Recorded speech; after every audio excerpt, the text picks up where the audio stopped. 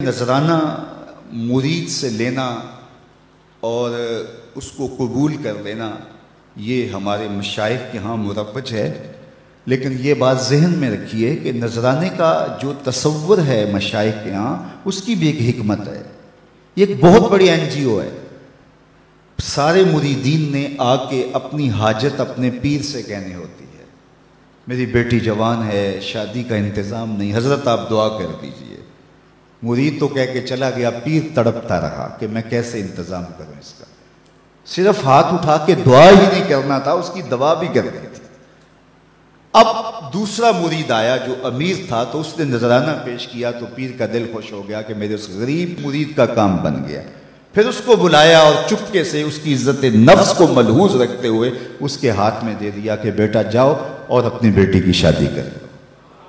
یہ ایک بہترین طریقہ کار ہے، غریبوں کو دو اور امیروں سے لو، لیکن یہ تو ان سے بھی لے لیتے ہیں جن کے گھر میں جو ہے وہ نان شبینہ بھی میسر نہیں ہے۔ کبھی آپ نے دیکھا ہے کوا بعض اوقات بچوں کے ہاتھ سے روٹی چھین کے لے جاتا ہے، تو یہ اس کوے کی طرح ہوتے ہیں کہ غریبوں سے بھی نذرانہ لے لیتے ہیں، جبکہ ان کے پھٹے ہوئے کپڑے اور ان کی حالت بتا رہی ہوتی ہے کہ یہ مزدور بیچارہ پتہ نہیں آج ان کے گھر میں چولہا بھی جلا ہے یا کہ نہیں۔ علامہ اقبال کا معروف واقعہ ہے کہ وہ بیٹھے تھے میکلوڈ روڈ والے مکان میں، تو ایک صاحب آئے ان کے پاس جو بہت بڑے پیر تھے اس زمانے کے، تو ان کا ایک مرید لاہور کے دوسرے کونے میں رہتا تھا، تو اسے پتہ چلا کہ میرے پیر صاحب علامہ اقبال علیہ رحمہ کے مہمان بنے ہیں، تو وہ ملنے کے شوق میں آیا اور اس نے کہا کہ حضرت بیٹی جوان ہے اور جن کے ہاں رشتہ طے کیا ہے وہ شادی کا کہہ رہے ہیں، اور میں پہلے ہی 100 روپے کا مقروض، اس زمانے میں 100 روپیہ بھی بڑا ہوتا تھا، اور مزید شادی بھی کرنی ہے، کوئی دعا کیجئے، اور اپنا دکھڑا سنایا۔ پیر صاحب نے ہاتھ اٹھائے، دعا کی اور اس کو کہا بیٹا آپ کو اجازت ہے۔ اس نے جیب میں ہاتھ ڈالا اور ایک 10 روپے کا نوٹ نکالا اور پیر صاحب کو نظر پیش کی۔ انہوں نے چپکے سے لے کے جیب میں ڈال دیا۔ اقبال کی بے ساختہ ہنسی نکل گئی۔ خیر مرید صاحب سامنے تھے تو پیر صاحب نے اس وقت تو کوئی بات نہ کی۔ جب مرید صاحب تشریف لے گئے تو اقبال سے پوچھنے لگے پیر صاحب آپ کیوں ہنسے تھے؟ کہا حضرت میں آپ کی دعا کی قبولیت پہ ہنسا تھا۔ تو آپ کو کیسے پتہ چل گیا میری دعا قبول ہو گئی؟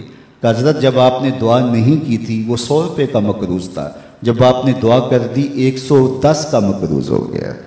اب اس کو تو دینا چاہیے تھا لیکن آپ نے اس سے بھی لے لیا۔ تو اس پر اقبال نے کہا تھا ہم کو تو میسر نہیں مٹی کا دیا بھی، ہم کو تو میسر نہیں مٹی کا دیا بھی، گھر پیر کا بجلی کے چراغوں سے ہے روشن۔ کم بِإِذْنِ اللہ جو کہہ سکتے تھے رخصت ہوئے، رہ گئے قبروں پہ مجاور اور گول کن۔ میراث میں آئی ہے مسند ارشاد ان کو، زاغوں کے تصرف میں عقابوں کا نشیمن۔ نذرانہ نہیں سود ہے پیران حرم کا، نذرانہ نہیں سود ہے پیران حرم کا، ہر خرقہ سالوس کے اندر ہے مہاجن۔ شہری ہو دیہاتی ہو مسلمان ہے سادہ، بتوں کی طرح پجتے ہیں کعبے کے برہمن۔ تو اس کی تو مدد کرنی چاہیے تھی۔ وہ دکھڑا سنانے آیا ہے، بیٹی گھر کی دہلیز پہ بیٹھی ہے، یہ تو اس سے پوچھو جس کی بیٹیاں جوان ہیں، اور ان کو رخصت کرنے کے لیے باپ مجبور ہے، کس طرح اس کی راتوں کی نیند اڑ جاتی ہے اور کس طرح دن کا قرار لٹ جاتا ہے، لیکن اس سے بھی 10 روپے وصول کر لیتے ہیں۔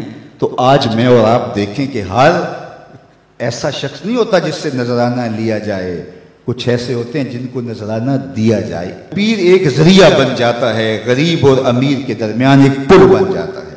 تو نذرانے کا تصور تو ہے طریقت کے اندر، لیکن اس کا یہ مطلب نہیں ہے کہ نذرانے سے پیر کے کتے بھی عیش کریں اور غریب مرید جو ہیں وہ نان شبینہ کو ترسیں، اور پیر ان نذرانوں سے بٹیرے لڑائے اور شادیاں کرے، اور مرید جو ہے وہ بیچارہ نان شبینہ کے لیے ترس ترس کے زندگی گزارے اور بلک بلک کے موت کی آغوش میں اتر جائے۔